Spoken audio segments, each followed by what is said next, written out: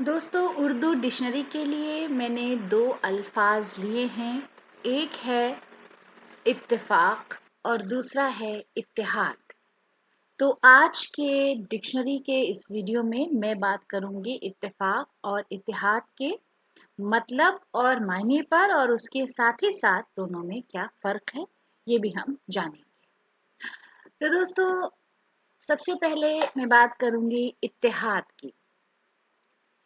इत्तेहाद का मतलब है एकात्मकता, गठबंधन, एक रूपता या मैत्रीपूर्ण समझौता।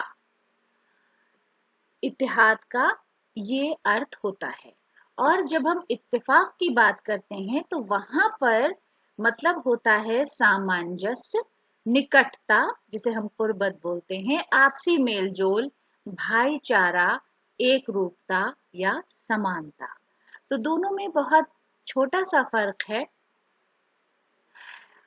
लेकिन आजकल हम देखते हैं कि इत्तेहाद ज्यादातर सियासी मतलब और मायने यानी जो राजनीतिक कॉन्टेक्स्ट है उसमें ज्यादा इस्तेमाल होता है। पॉलिटिकल कॉन्टेक्स्ट में इत्तेहाद एकात्मकता, गठबंधन, एक रूपता, मैत्रीपूर्ण समझौता।